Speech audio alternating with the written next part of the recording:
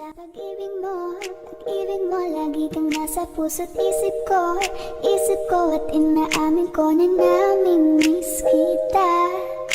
Na namimiss kita.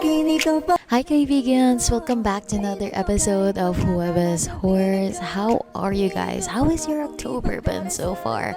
I've seen a lot of posts on Instagram, like a lot of pumpkin carvings, and I've never tried that before, even in the past few years, but honestly, I'm thinking maybe we should do it this October. I don't know. Also, I've been thinking about like wearing a mask in the future episodes. There's something that I got from Japan, which is like a really cute fox mask. I'm thinking of wearing that to the next episode since I've been doing a lot of Japan horror stories. Maybe we could turn that into a thing. I don't know, but we'll see in the next episode. Anyways, I don't want to babble on too much, so make sure you guys grab your snacks and enjoy the podcast. Here's a true one. One hot summer night, maybe 28 or 29 years ago, I was living in a cheap old apartment with no air conditioning. Tokyo summers are hot and humid, so I slept with the balcony slash veranda door open a couple of centimeters. My apartment hadn't come with screens and I didn't have enough money for them. One night, I was sleeping when a sudden noise woke me up. I sat up in the dark with my eyeglasses in the kitchen.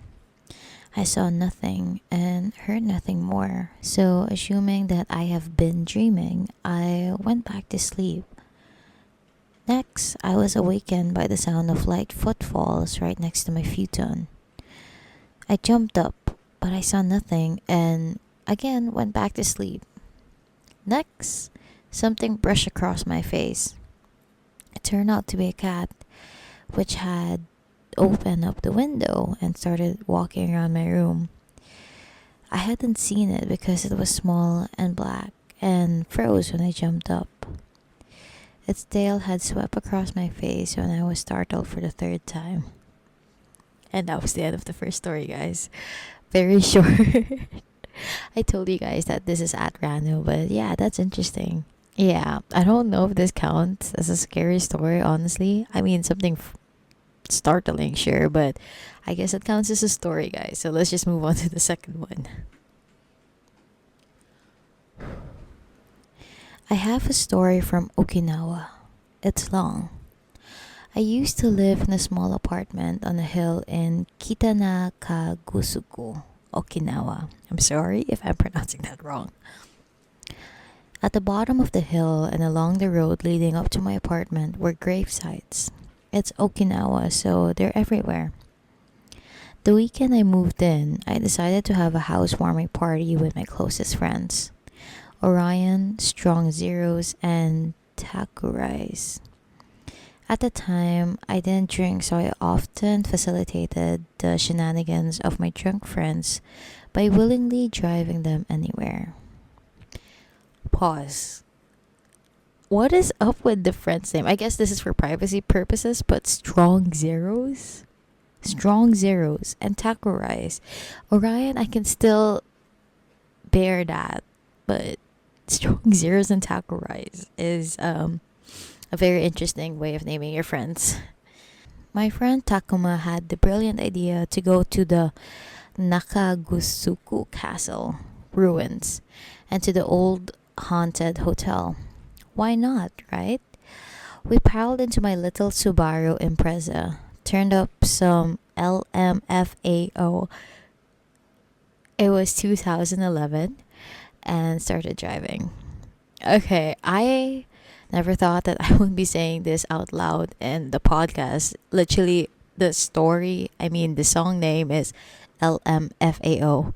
Like, literally the meaning of laughing my fucking ass off. It's crazy I'm saying this out loud. As we got closer to the ruins, it got freezing cold. It's September in Okinawa, so it's easily 28 degrees at night. Nothing cold about it. We were all in the car shivering.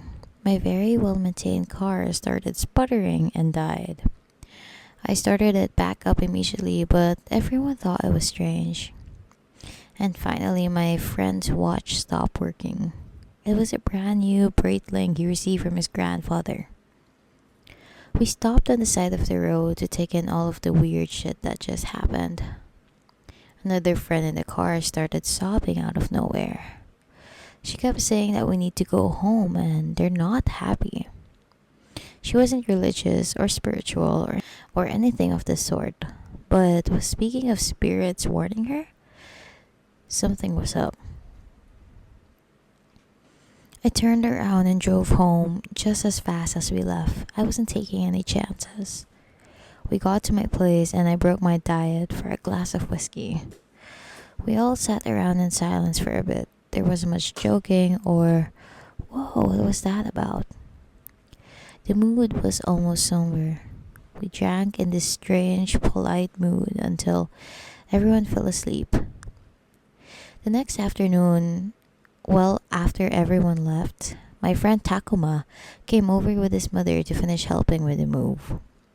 She got to the door and freaked out. She left for an hour and came back with salt, incense slash sage, a couple of charms, and was chanting around my apartment and sprinkling salt everywhere. She told me not to dispose of the salt for at least 7 days. We never told her about the night before. Okinawa is well known to be haunted. For a long time, I thought it was just a bunch of exaggerated ghost stories. You hear about the suicide cliffs or the ghost GI who asks for a light, but you don't think much about it. This was 11 years ago, and it still feels fresh. End of story. Wow, that was kind of crazy.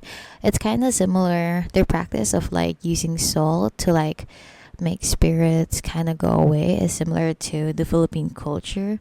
I think we also have a belief. I think we should put like garlic by the window side. Yeah, I think it was garlic. My dad used to do it before to wash away the or like protect us from like bad spirits. So yeah, totally get the culture. But yeah, I didn't think that Okinawa was a popular place for horror stories, so that's crazy. And it looks like our next story is also about Okinawa. But before we move on to that, let's. Guys, my habit of like drinking alcohol was about to kick in. I was actually about to drink the candle wax. Okay, that was so stupid. Horrible things happened there towards the end of World War II. And I've yet to meet someone who has been there and hasn't experienced something they can't explain. I'll break my experiences down here, and I'm somewhat honored to have experienced them. Debunks are welcome. My platoon was undergoing MOUT training. Think it was urban warfare. Except the buildings are concrete shells. I had a very nice nap before me and my buddy had to stand watch on our weapons and gear while everyone was asleep. I started to watch at 1 a.m. and walked out of the building we were sleeping in.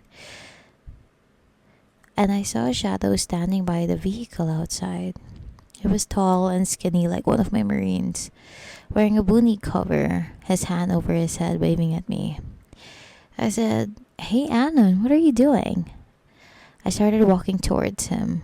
I blinked and he was gone. I was kind of spooked. Checked the inside of the vehicle and saw nothing. I continued to tour and went to the other side of the building to look down the street of empty concrete buildings. I turned a corner and immediately saw people walking in the street and riding bicycles 100 feet in front of me. I flipped down my night vision goggles and they were still there.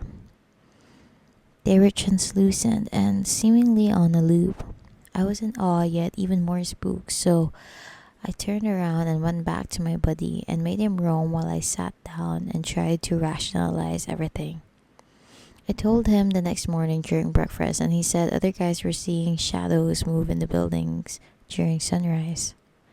The next night, we were guarding one of the entrances to the range we were on. We were in the vehicle with the headlights on and kept seeing skinny, dark shadows floating out of the jungle, across the roads, and back into the jungle. When we got off post, me and my boys were playing spades in the concrete church. I saw something out of the corner of my eye move past the archway by the entrance. It was taller than the archway, which was about 10 feet tall, and the ceiling behind it was much higher.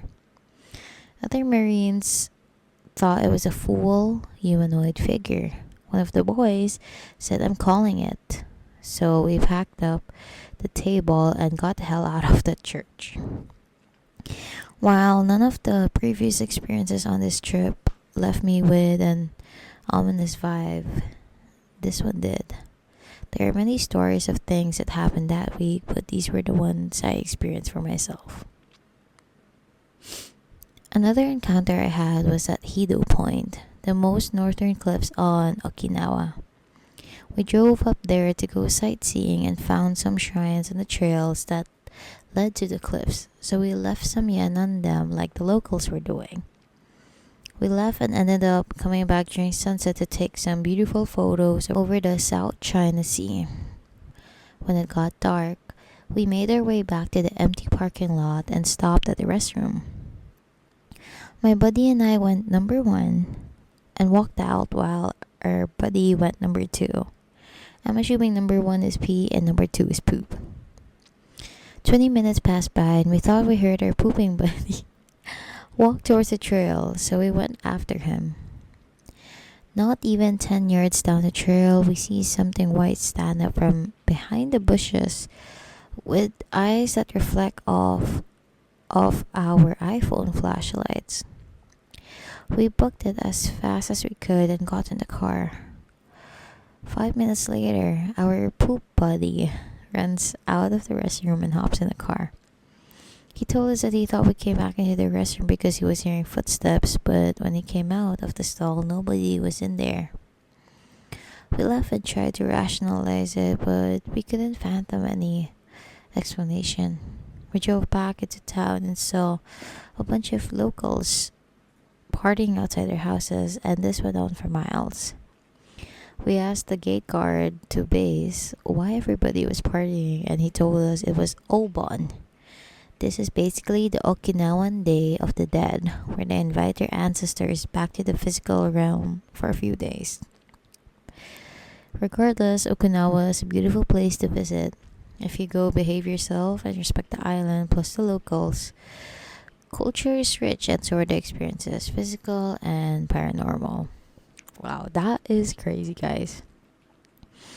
This is the first time I'm hearing about their Obon celebration culture. That's very interesting, honestly.